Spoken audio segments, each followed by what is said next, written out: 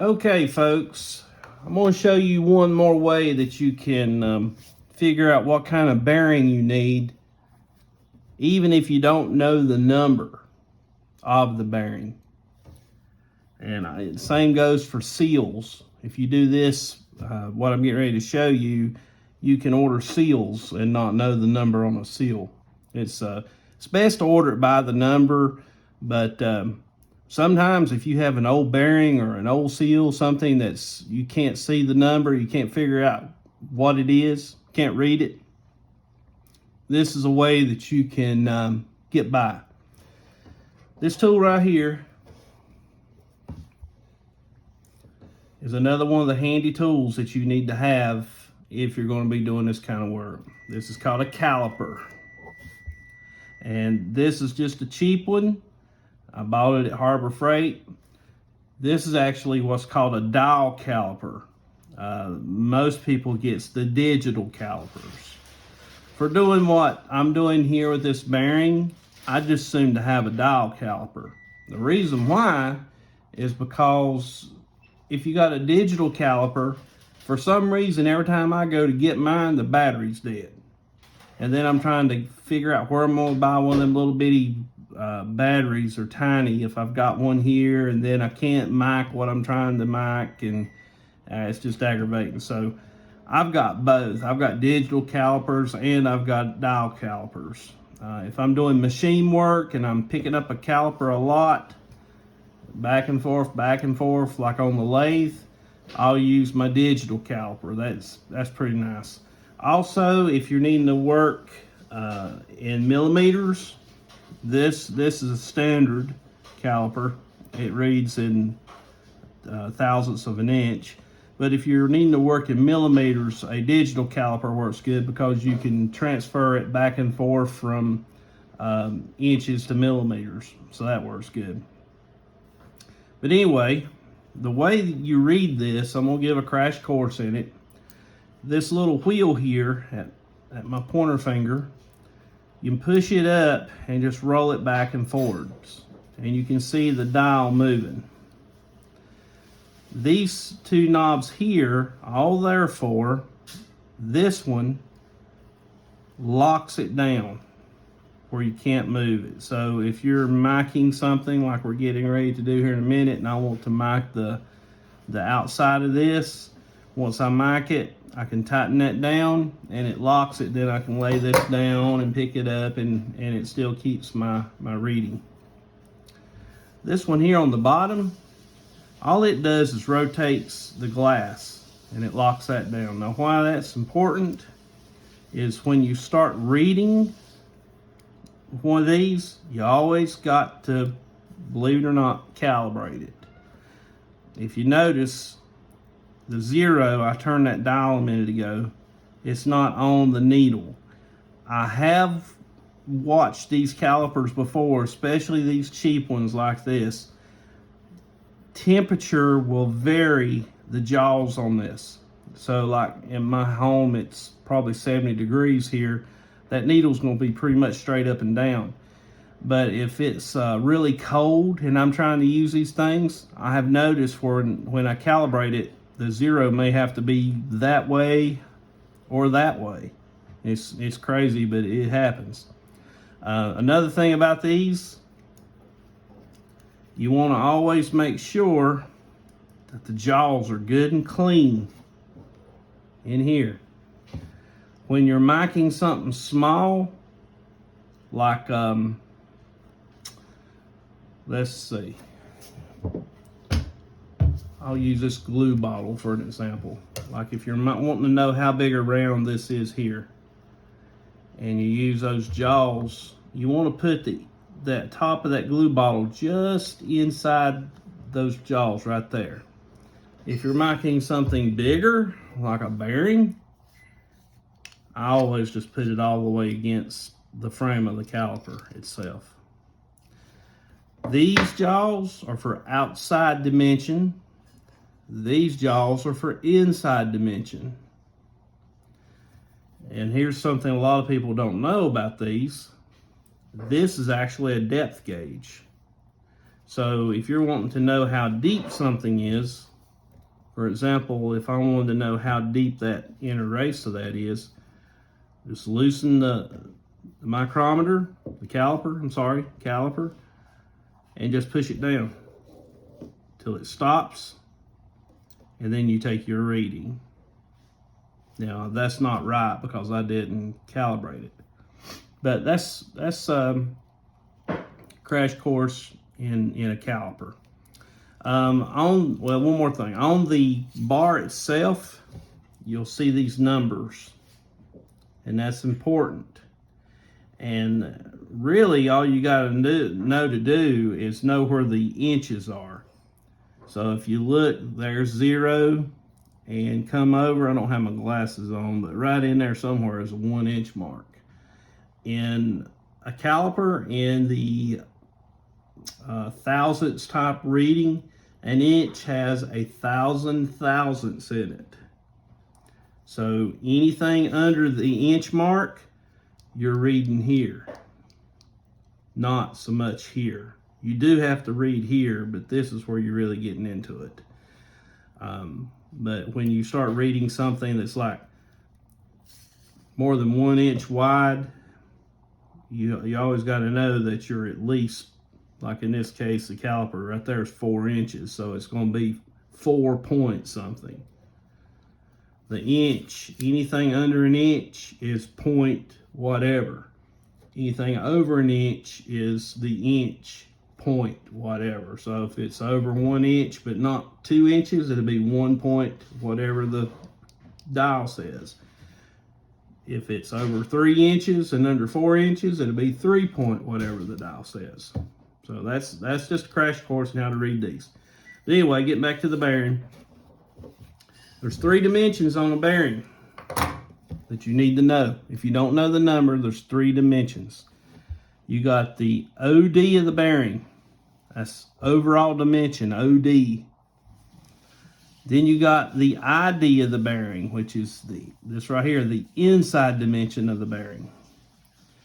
Then you need to know the thickness of the bearing. Now, if you're ordering bearings for the space shuttle, you probably need to know a little bit more about what the bearing is made out of, and more specs on the inside of it, and what it's made, the steel, what it's made up of, how much heat it can take, all that stuff.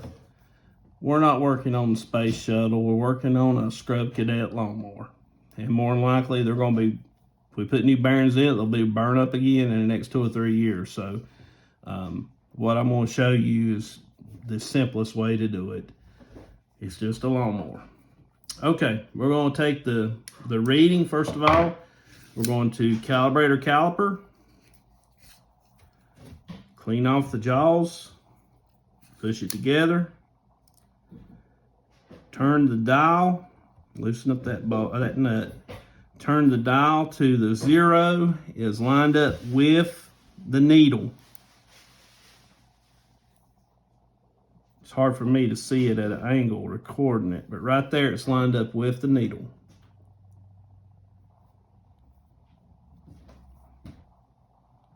My wife's handing me her glasses. Okay. So our caliper is calibrated. We're going to open it up, put our bearing in it, push it all the way to the back. Now, when you're reading something, watch this needle right here. That's probably the correct reading, but I can, if I really want to push on that, I can push it an extra, see that needle moving?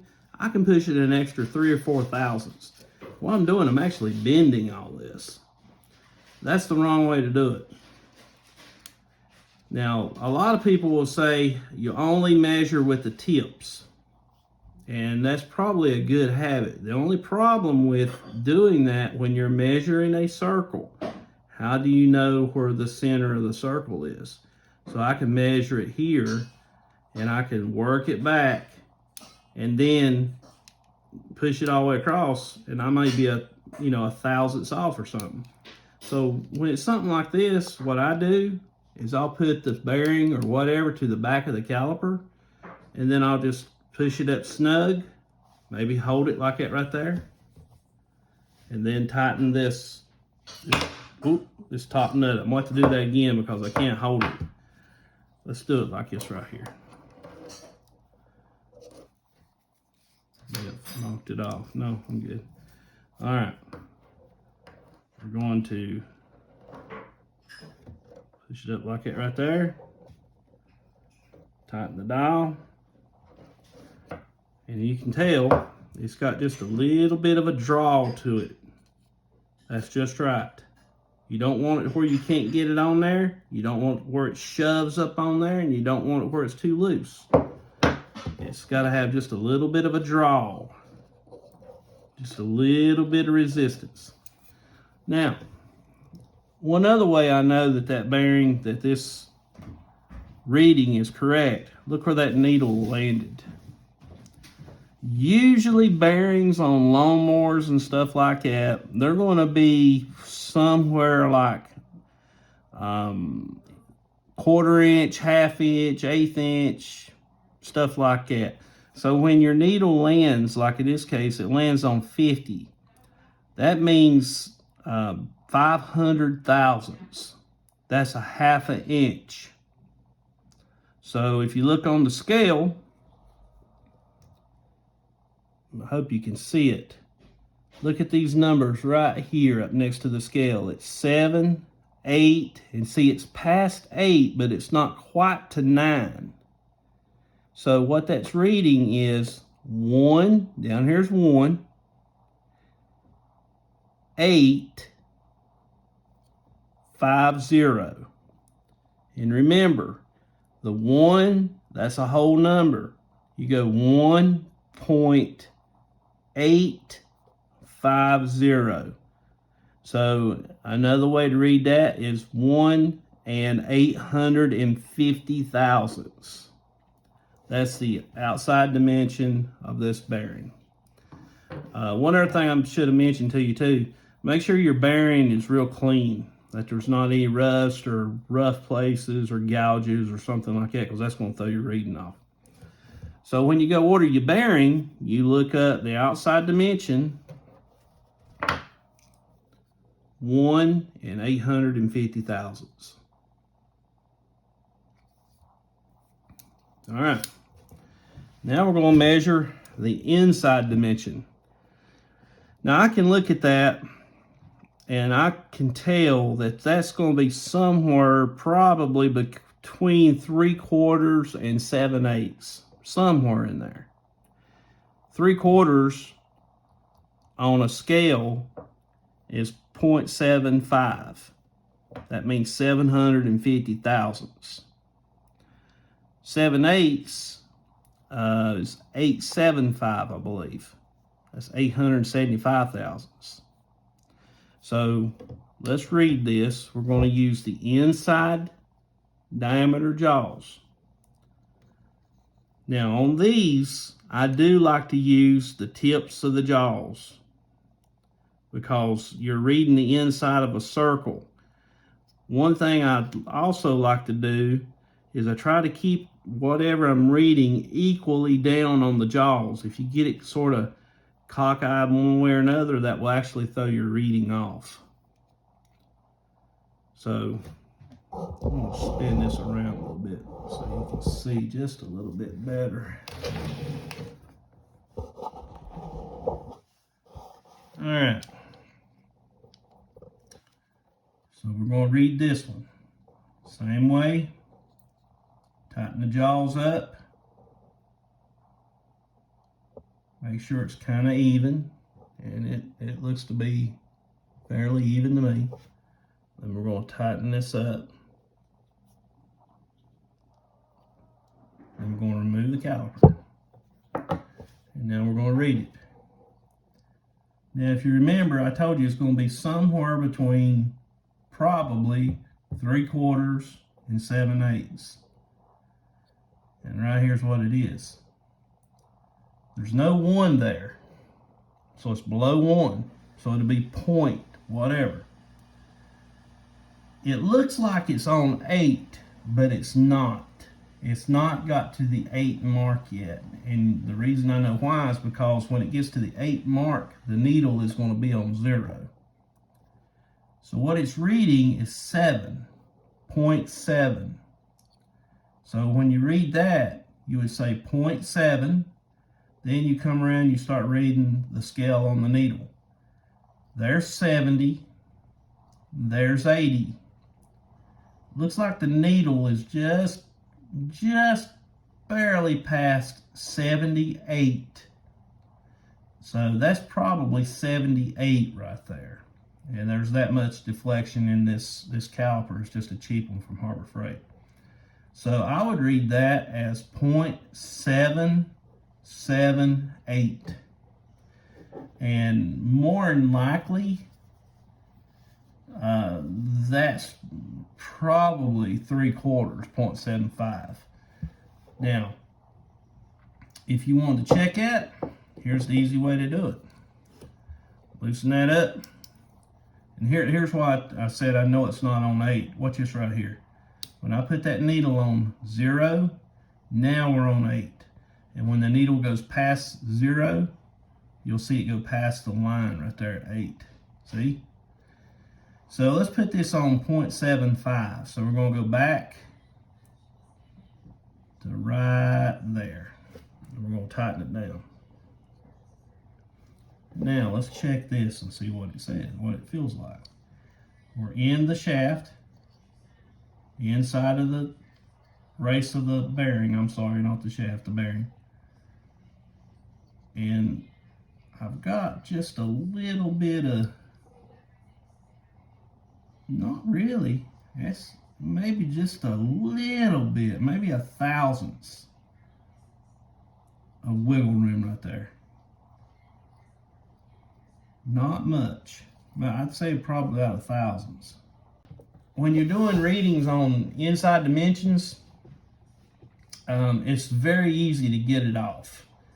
And really the best way to do it is to take the shaft that this went on and do an outside dimension of the shaft to get the inside dimension of the race of the bearing. What I'm showing you right here will get by. When you go to try to order the bearings, you're going to order the number that you get into the closest anyways. So let's read the thickness now. This one's easy. Now, I am going to use just the inside of these jaws down to where it's machined right there. And I'm going to put it on there. And I'm going to hold it. A lot of times I like to check it a place or two. Look right there. See how that needle is right on 5? That tells me that it's something 5. There, 5. 5. Now if I check it right here with just the tips, look at that. It's off 0.002. These tips right here are good for small stuff, but I'm telling you, if you just use the tips of it, you're bending the caliper frame trying to get a reading. It's best to get down on it just a hair. 5.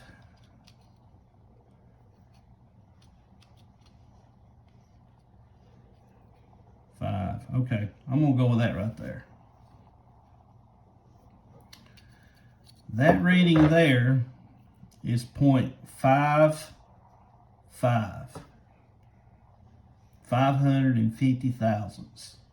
It's a little bit more than a ½ inch.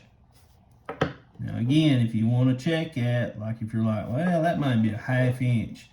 The way you figure that out is you go back to your scale right here where there's a 5. You back up the dial to 0 right there on 5. That is 500 thousandths. That's a ½ inch.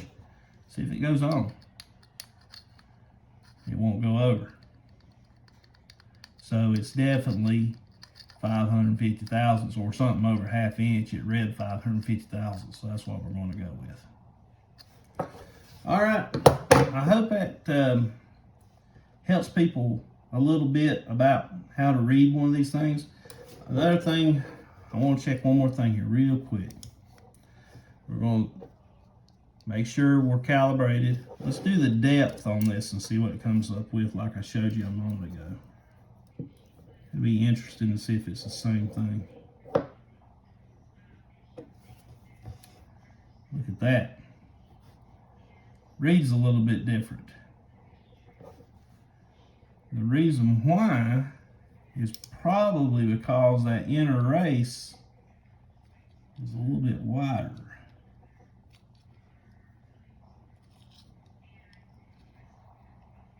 Yeah, no, it's still reading the same. This right here, doing it this way, is not a real accurate way. This will get you by, but it's not the most accurate way. Let's see if we can order a bearing now.